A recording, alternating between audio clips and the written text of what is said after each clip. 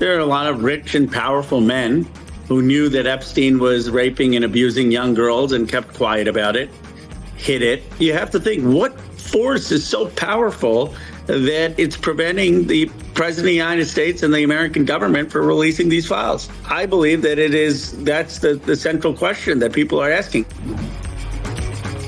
I'm Joanna Coles. This is the Daily Beast podcast, and today we are going to be talking to a man who's really sprung to national prominence with his work on the Jeffrey Epstein files. We're going to be talking to Khanna about why he is so determined to get them released. He's been working with Thomas Massie, a Republican, and of course Nancy Mace, Lauren Boebert, and Marjorie Taylor Greene, the three women Republicans who've joined him in demanding, alongside the victims, the release of all the Epstein files. Come on, Dan Bongino. Come on, Kash Patel. You were asking for these too until you got into those big, important jobs as the number one and the number two at the FBI.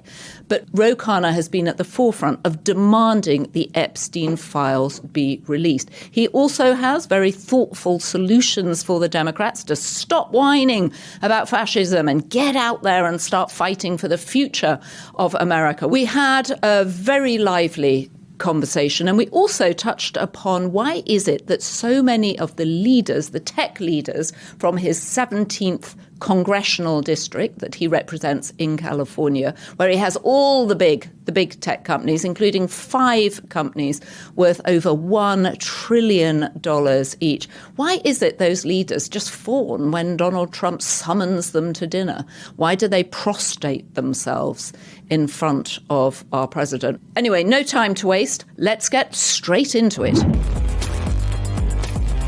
So, Khanna, extremely excited to have you on the Daily Beast podcast. Thank you for joining us. I'm excited myself, and congratulations. I hear you 400,000 viewers. That's incredible. Yeah, well, 400,000 subscribers on YouTube. We hit the mark today. Thank you very much. Yes, and frequently we have in excess of that watching. So let's hope we get a big audience. But you have, obviously, you've been in Congress for some time, but I think it's fair to say you've really sprung to nationwide prominence with your work on the Epstein files. First of all, how should we think of the Epstein files? What exactly are they? On a very basic level, this is about standing up for survivors and protecting children, right? We've had for over 15 years young girls who were raped by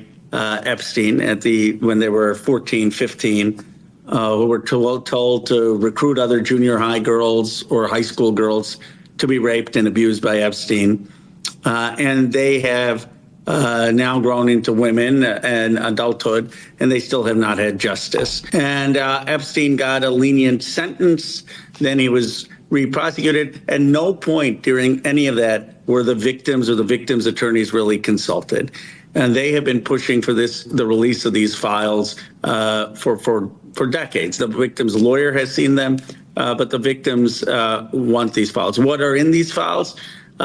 Information about the abuse that Epstein and Maxwell committed. There's also information about a farm system of people who Epstein may have sent women to be abused. And there's information about that in these files. And that's basically, this is the first time some of them have felt heard in this country. It's really nothing to do with Donald Trump. These people have been denied justice for over a decade. And some of them were actually, when they came to the steps of the Capitol, pleading with Donald Trump to meet with them, to be the person who released the files. While he was calling them a hoax, they were extending their arm out with a cry for help from the most powerful person in the world to actually hear their plight.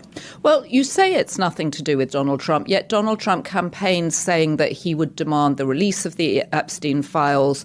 In February, his head of the DOJ, his former personal lawyer, Pam Bondi, said she was planning to release them. Then in July, she said there was nothing to release. There was nothing to see here. So in a sense, are we, and then you have got involved with Thomas Massie, the two of you across the House, Thomas Massie, of course, a libertarian Republican, demanding the release of the Epstein files. Just tell us at the moment where exactly it is, because you've got the votes to demand it, right? But there are one or two delays going on. Can you explain to us where your request is right now? Yeah. When I say nothing to do with Trump, I mean, this is not somehow a sense to get Donald Trump. This is about releasing the files and justice for the victims. It turns out that Donald Trump could have actually done the right thing and could have been seen as a hero to these survivors. Instead, he has become part of the very corrupt system he railed against. He has become part of the system that is covering this up. And that's where people's anger is. And that's why we formed a bipartisan coalition. Thomas Massie, myself, Marjorie Taylor Greene, Lauren Boebert, Nancy Mace. And we have 217 signatures in the House. We need 218, which is a majority, to force a vote to release the files. And we have Adelita Grijalva, who has won her election for over 2 weeks back, who's waiting to be sworn in. And the Speaker keeps canceling votes because he knows the day that we have votes in the House of Representatives, she will be sworn in and we will get a vote on the release of the Epstein files. But can you imagine this? I mean, people want to have a vote today, tomorrow, to pay our troops during the shutdown. Speaker and Republican leadership are saying, no, we can't have a vote. Why? Because Adelita Grijalva will be sworn in, 218th person, and they're going to have a vote on the Epstein files. Now, they deny that the Epstein files are the motive for why they aren't having votes. But if that's the case, then why don't they just swear Adelita Grijalva in? And then that would answer the question. If they swear her in, then we know that they're not canceling votes to prevent her swearing in. But the reality is they're not doing that. And this whole thing, this House is shut down because they don't want to have the release of the Epstein files. So why the cover-up? Why are the Republicans and Donald Trump so anxious to keep the Epstein files, which one has to remind people that his head of the FBI and his number two at the FBI, so Kash Patel and Dan Bongino, before they were put in those jobs, were constantly talking about the Epstein files, the Epstein conspiracy. What is at the center of this cover-up? Why is Donald Trump so anxious? There are a lot of rich and powerful men who knew that Epstein was raping and abusing young girls and kept quiet about it, hid it. And then there are credible allegations that there were rich and powerful men who abused girls that Epstein farmed to them. And a lot of these people are in those files. And my sense is that there are powerful people and powerful forces that don't want these files out. You have to think, what force is so powerful that it's preventing the President of the United States and the American government from releasing these files? I believe that that's the central question that people are asking. And every time they take these extraordinary measures, like shutting down the Congress, not even having votes out of fear of releasing these files, it adds to the skepticism and anger of the American public who think that there's something rotten there. So at this point, what we just need is a full release of the files. And by the way, the first casualty of these files, the slow release we've had from the Epstein estate, has been the British ambassador, who was the architect of Tony Blair and Gordon Brown's victory. So this is nothing to do with, like what I said, left or right. This is about transparency wherever it leads. Right. I think you're referring to Peter Mandelson, who was the British ambassador based in D.C., who in fact had organised what was supposed to be a triumphant visit for Donald Trump to meet the King of England, his second state visit. And of course, Peter Mandelson was fired the week before Donald Trump went there. He was. And, this shows how incompetent the Trump administration has been actually at investigating the Epstein files, because you would think if you were investigating the Epstein files, one of the things you would do is write a letter to the Epstein estate to get all the documents. Turns out they didn't do that. I was on Lawrence O'Donnell one night, and right before me was the lawyer for the survivors who says, look, I have a tip for anyone in Washington. Why don't you get some of these documents from the Epstein estate? And I then wrote a letter to the Epstein estate. And now that and to Chair Comer's credit, he subpoenaed them. And now we're getting these documents. But this is not rocket science. I mean, it just shows that there was no seriousness of actually getting these documents from the Trump administration. And now we know that these documents exist. People say, how do you know that they aren't mangling the documents or shredding the documents? Because the lawyer for the survivors has seen the documents. So we know what they exist. We know what true documents will be when they're released, and they're just covering it up. So yesterday, one of the senators asked Pam Bondi, the Attorney General, and I always like to remind people she was Donald Trump, one of Donald Trump's personal lawyers before he appointed her to the head of the DOJ, if she knew about photographs of Donald Trump sitting with topless young women with Jeffrey Epstein. And we do know through the works of Michael Wolff, who's someone that spends a lot of time at the Daily Beast, and he and I have an Inside Trump's Head podcast, that Donald Trump and Jeffrey Epstein were friends for many years. But Michael Wolff says he has seen these photos, and we're trying to figure out where are these photos. And it was very interesting when the senator from Rhode Island asked Pam Bondi, had she seen these photos? Did she know about these photos? She didn't answer. Well, this is why we need a release of the files. I mean, if there are any such evidence, that would be in the Epstein files. There are files that have the investigation that the FBI has done. There are witness memorandum. There probably was, in my view, some investigation or questioning of Trump just because they investigated and talked to everyone that Epstein knew. All of this is in the files, and it can all be made public. And it's in the discretion of Donald Trump and Pam Bondi. And my view is that they should do it. This is not going away. Their strategy has been, well, let's just shut down Congress. It'll go away. Let's just get a delay, not swearing at Alita Grijalva. It'll go away. And what happens is it does die down, and then it rears its ugly head back up because the American public is tuned into this story. And once the Congress starts again, they'll say, OK, let's release the files. So they are just having this drag on. They're not going to be able to shake this story. And if I were giving them advice, I'd say just release the files. I mean, it's better than this drip, drip, drip. And people say, well, why does it matter? Is it the most important thing to Americans? No, it's not the most important thing. The most important thing is, of course, right now that they have health care, that they are able to pay the bills, that they can support their kids, that they have freedoms. But it goes to the sense that our government has been rigged for powerful and rich forces, and that this rigged government has just been asleep while 70% of Americans no longer believe in the American dream. While wealth is piling up in districts like mine, and there has been decline across this country. And people are fed up, and they're saying this government isn't working for me. And the Epstein saga is exhibit one for a government that has been corrupted.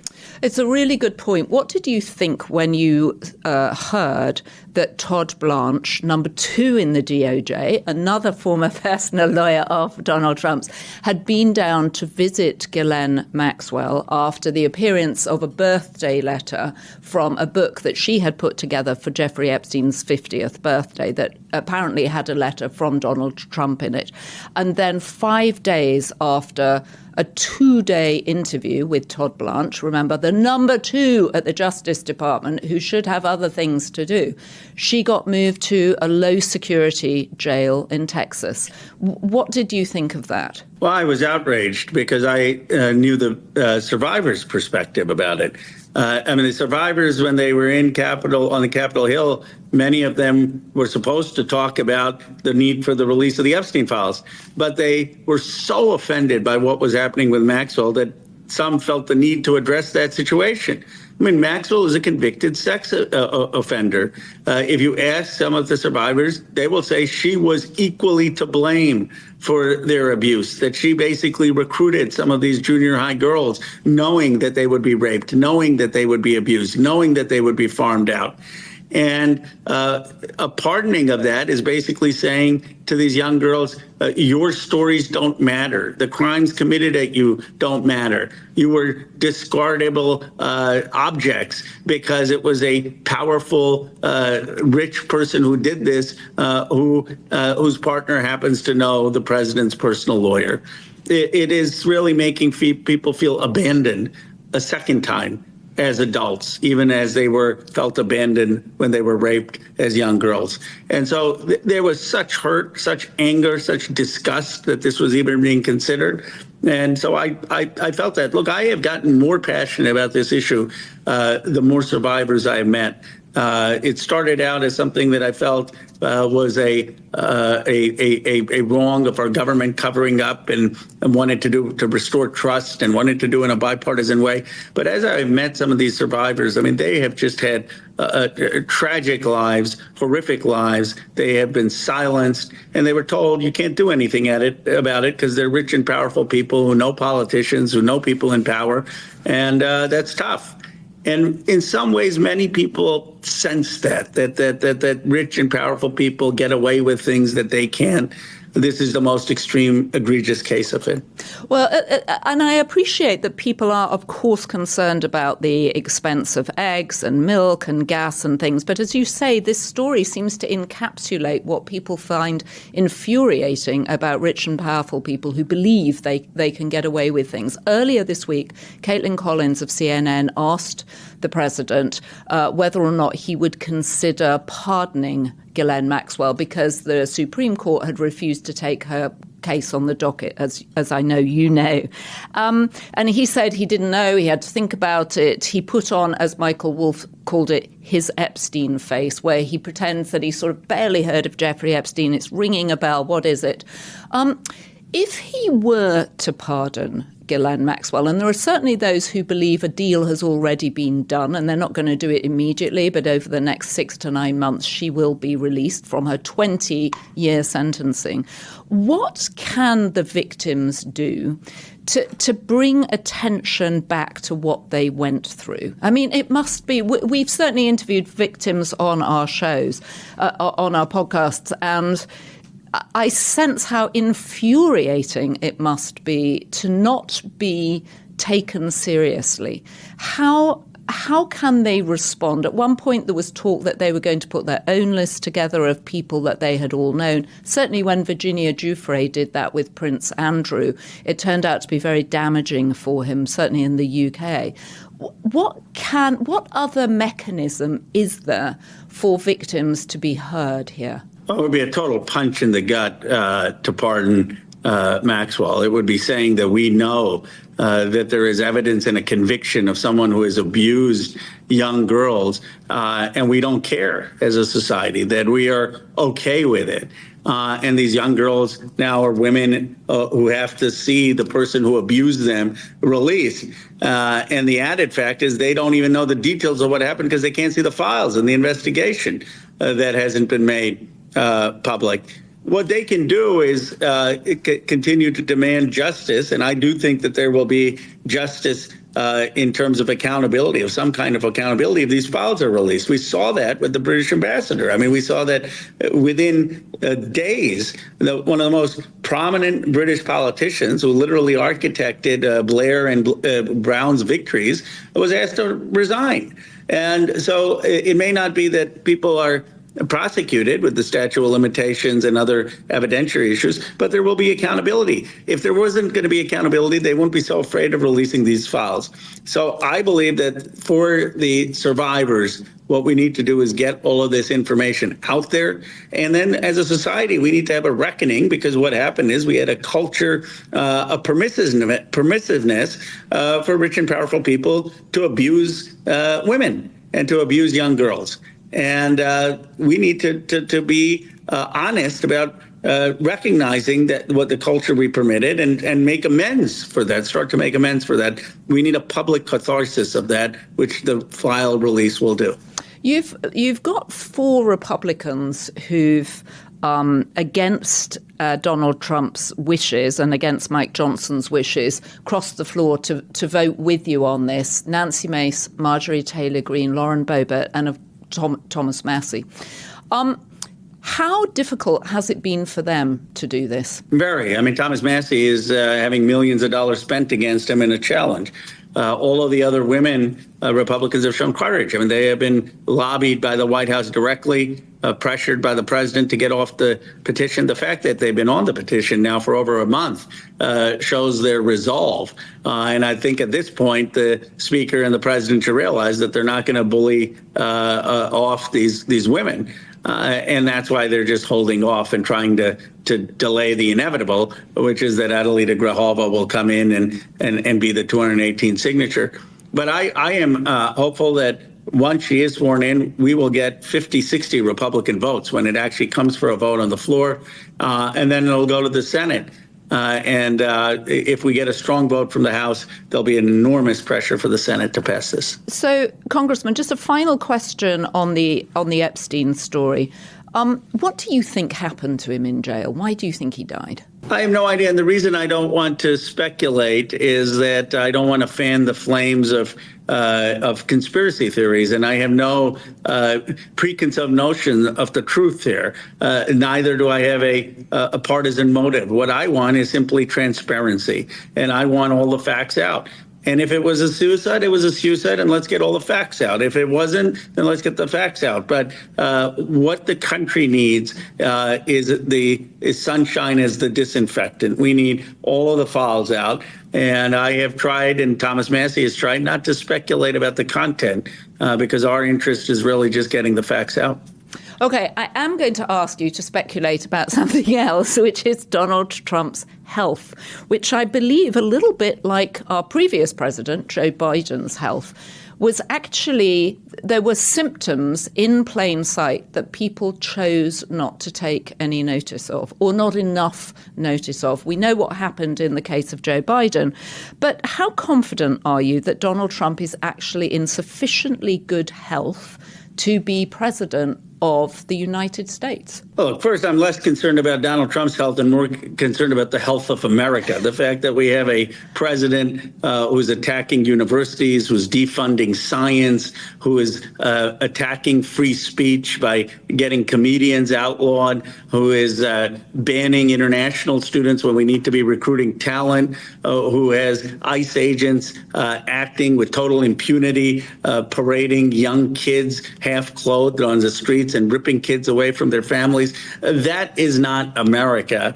And whether it's Trump or the people around him, they have really taken a stake to the fundamental values of this country, of the dignity, respect of every person, of a belief in scientific progress, of a belief that America is a moral beacon for the world.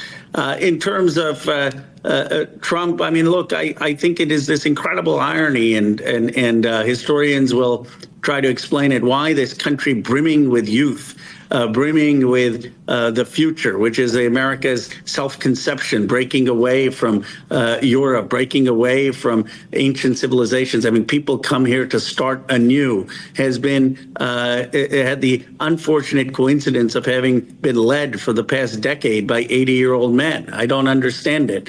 I think that there is going to be such a burst of a new generation of energy in 26 and 28. And some of these people need to step aside, who have been in politics on both sides. I mean, they've been there. If you've been elected in the 1970s before I was born, you probably should be stepping aside. If you've been in elective office 30, 40 years, step aside, make way for a new generation on both sides. So I view Trump as a symptom of a broader problem, of a gerontocracy that has held on and that hasn't held on well. It's not like they're the greatest generation. It's not like they saved us from fascism. On their watch, the American dream has declined. Wealth has concentrated. Income inequality is high. Maxwell House is saying we are no longer going to be called Maxwell House as a coffee shop. We're going to be called Maxwell Apartments because young kids are more likely to live in apartments.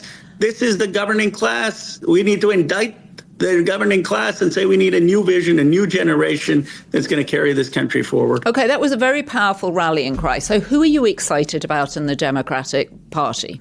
Who do you think would emerge as a realistic leader for a country which is, for the most part, in the middle? We may have 10% on the right, 10% on the fringe left, but we know that the majority of people are somewhere in the middle. Who can appeal to enough Americans? I think it will be a next generation leader. I hope it'll be in the mold of what Kennedy summoned America to do. That's what inspired my parents to come here. We were on the march. We were humming. We were the place to be. And there was a sense of national purpose that we were going to do big things, that we were on the march on civil rights, women's rights, peace, but also economically preeminent and a leader to the world. And I hope someone of a next generation, we have a lot of talent in our party, will do that. I hope it'll be an aspirational vision of what America can do. I hope it'll be a vision of bringing this nation together after all the division. And I hope it'll ask Americans to be bigger. We have been so coward in our small version of ourselves with fear and division and ugliness. And I think it's time that we're summoned to a new national calling of renewal in this nation. I think whoever can do that will emerge, whether it's on the Republican side or Democratic side. I mean, we have a lot of talent in this country. They just haven't had the chance to shine because of the grip that the old guard has had on political power. I think a lot of people listening and watching this will totally be nodding their heads and agreeing with you. But the people that you're thinking about will already probably be elected at this stage. So if you were going to call upon 3 or 4 Democrats to lead the party into the future, who would they be? Who would they be? And I'm assuming that you might be in there. Would you be up for running for president, assuming the Democrats put forward a strong numerical bench for it? Do you think that you would be up there? Well, look, I think there are going to be 10 to 15 people who should run and who will bring different strengths. I mean, there are people, Governor Shapiro is a friend and is someone who I've worked with.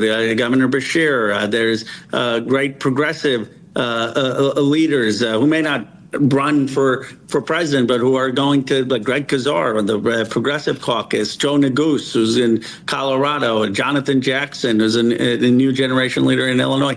But the point is that first we've got to win the midterms, and that's not just theoretical. It's really what's in front of us. And then we need to have a contest, and a contest of ideas. I believe the first test for the Democratic Party will be, how do you unify the party around an inspirational vision? If you cannot unify your own party, how are you going to unify the country? One of the things I've been proud to do is I got to campaign for Mikey Sherrill, Abigail Spanberger, and Zohran Mamdani, all of the folks. And we as a party have to do 3 different things. We have to bring back young people who we lost.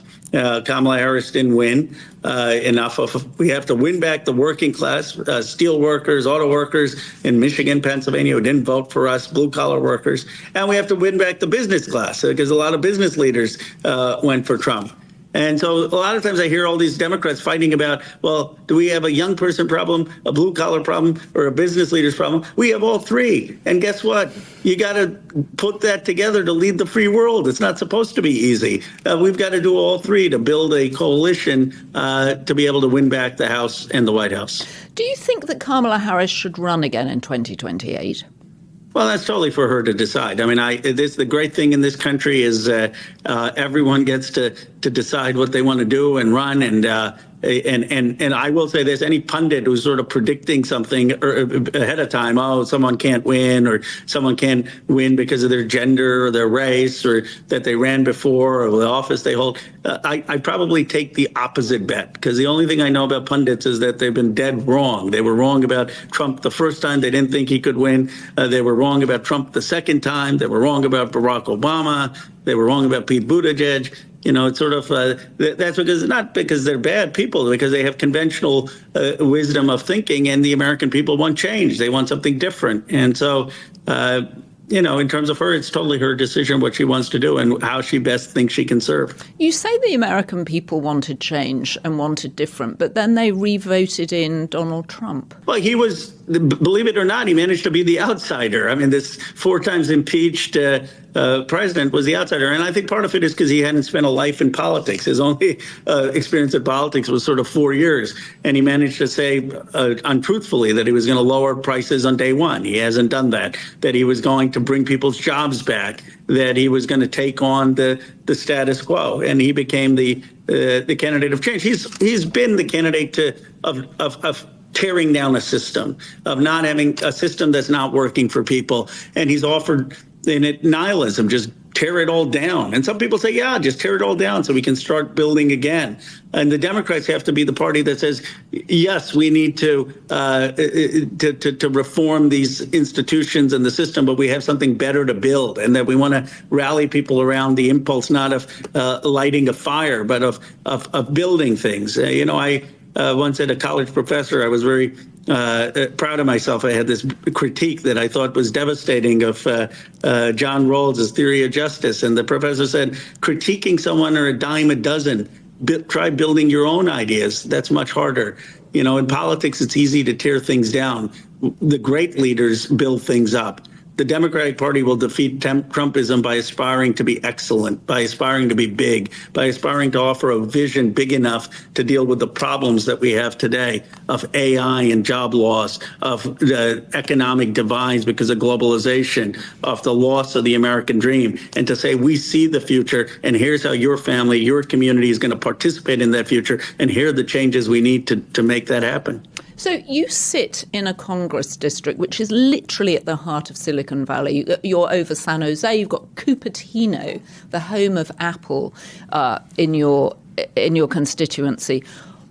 What do you think when you see those tech leaders who have more money than God, more power than God, sitting alongside Donald Trump, humbly thanking him for the opportunity to get together? I mean, I was thinking about watching Bill Gates and hearing him say, thank you so much for bringing us all together. That Bill Gates doesn't like Donald Trump. We know this. So why are they doing it? If you have all that money and all that power, why do you have to sit and prostrate yourself in front of a man that we know and Donald Trump knows don't respect him? Well, why do the aristocrats bend their knee to the king? I often joke that there's only one aristocratic class in the world today. It's these tech leaders. There they are at the White House with Donald Trump, and then 2 weeks later, I see them there with King Charles in England.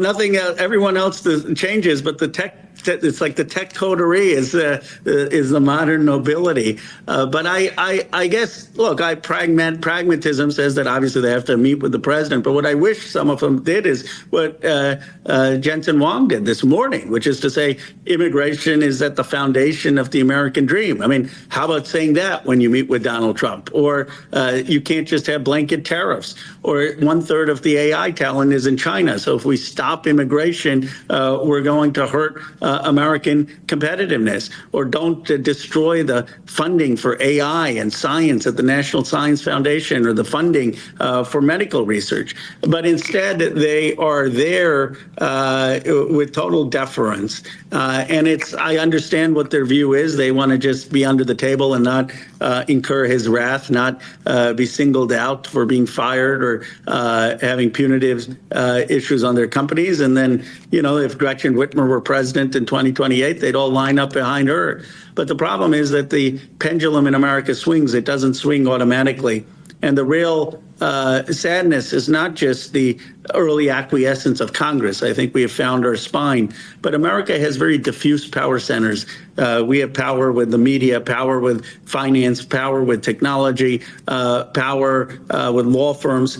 And what has been saddening to see for me is the acquiescence of so many centers of power in America. We need to snap out of it. We need to understand kind of a Wizard of Oz moment that Donald Trump isn't as that the bite is not as loud as the bark, and collectively have the strength to stand up to him for fundamental American values. I was going to ask you about that because we had Anthony Scaramucci, his former White House communications director, admittedly only for 11 days, but who'd been very involved in Trump 1's campaign and also was part of the transition team hiring people to work in the first cabinet. And he said that Trump is laughing at these tech leaders. He's just laughing at them as they prostrate themselves. Are we wrong to think of them as just fawning? Are they being literally, I mean, you mentioned the word pragmatism, but how pragmatic is it to be out there fawning away in public? Well, I don't like it, and I don't think they had to go that far, but I guess their assessment of the situation is that they don't want to risk upsetting him while he has power, and that they will do that until he has power. I think an alternative approach to Donald Trump, though, is something that President Sheinbaum did, where she did stand up to him, where she did push back, and at the same time has engagement. And I actually think that's something that Trump would respect more than complete subservience. So each leader has to figure this out for themselves. But my view is that there are values deeper than even your responsibility to your company and shareholders, and that is your responsibility to the country and to humanity, and on basic issues that you should speak up and speak your mind. And I take your point about the president of Mexico. When you talk to tech leaders, and I know you do, I know they hold you in great regard. What do they say about the president? What's your insider takeaway from what some of these tech leaders think actually about him? Well, they're concerned about his anti-immigrant rhetoric. They're concerned about his tariff policy. They're concerned about his attacks on universities and science. They like his deregulation on AI. I disagree with them on that. I think that we need to have safeguards and to make sure AI isn't just in the hands of billionaires, but actually is something that is going to benefit all of us, and that we have a plan for jobs. But they are fine with sort of his deregulation, and they are basically biding their time, thinking that they don't want to be hurt or hit directly in their companies, making money, and their valuations with AI are soaring. $14 trillion in my district, 5 companies over $1 trillion. Wow. But I often say to them, you ought to pay more of a tax, but call it the anti-revolution tax. I mean, there's no, you can't, this is not sustainable. You can't sustain a country where you have this kind of massive wealth inequality and people feel that they're losing hope and losing the American dream. And you're playing by fire by countenancing Trump's ugliness in his politics. And so I think it is short-termism. It's a short-term, our company will survive, but the American project of a cohesive democracy is being hurt. Okay, so final question. You have been very outspoken, consistently so, about the power of social media to change our public discourse. What do you make of the current situation around the ownership of TikTok? Well, look, I'm concerned. First of all, I know some disagree with me. I believe one of the reasons that there was such an outcry over TikTok is because there were young kids who were criticizing Israel and American foreign policy on there. And that's really when a lot of this started in the Congress. I voted against the TikTok ban. I said, look, we can have the data here in the United States. We can have a law that says any foreign government should not intervene with American decision-making and an American company's algorithm. But you should not be banning an app because you don't like some of the speech. And now let's see who buys that algorithm and the TikTok app, and let's see what they do with it. But if they move it to the right, like Elon Musk has done with X, you're really hurting speech in this country. And that the right has a plan, a roadmap to take over as much of the media ecosystem that they can to bias, to tilt the playing field. The good news is that America is still a very noisy, vibrant country. And if you have a voice, you can find an outlet, even if the playing field is slightly stacked against you. is not as stacked as it was against Dr. King or John Lewis or even I would argue Barack Obama. And the country is a country that can be won over, and that Donald Trump ultimately speaks for 43%, not for 60%. So we're going to win the elections in New Jersey and Virginia. I'm confident that this ballot in California is going to pass that will help us win seats there. And this will be the jolt that the Democrats need. I'm tired of the Democrats going on programs and saying, we're losing the country to fascism and we're all going down the road of fascism. Imagine if Winston Churchill had given those speeches in the 1940s. Imagine if when you're on a plane and you have turbulence, the pilot keeps talking about how you're going to crash. We have 15 minutes of Democrats talking about how the country is doomed. Why would you want to follow someone like that? Talk about how the country is going to be resilient, how we're going to make it out of it, how our greatest days are ahead, how we're going to be a vibrant, strong democracy, the first cohesive multiracial democracy that is the leader of the free world. And this is our plan to get there. And Donald Trump is not going to stop a nation that has fought a revolutionary war, overcome the Civil War, defeated tyranny, defeated communism, overcome slavery and Jim Crow. That we are much stronger than Donald Trump. The Democrats, when they say fight and project strength, what they mean is project strength about your vision for America. I think that you are going to be running in 2028, even though I know it's 3 years to go. But that was highly coherent, very optimistic, and you've thoroughly cheered me for the day. So let me ask you, it's a government shutdown. Does that mean you're shut down as a congressman? What are your plans for the rest of the day? Well, we're trying. We have a call with Leader Schumer. We have calls with other colleagues. We're trying to figure out a way to get the government to be back open. And the reality is that most of the Democrats are here. The Republicans are not here. And I'm not saying that in a partisan way. That's just the truth. But we're trying to figure out how do we, as a Democratic Party, get these health care tax credits extended and reopen the government. All right, Khanna, good luck with that. And we will look forward to talking to you again soon. Thank you. Thanks so much, Joanna. Well, it's very clear that we are going to be hearing from Congressman Khanna a lot over the next few months as he continues his demand and presses his demands for the release of all the Epstein files, which I'm sure are spread over all sorts of government departments. But he's clearly very determined to get at the heart of what is at the centre of this conspiracy and why does it so unnerve our president and the people around him and the people running the DOJ and the people running the FBI.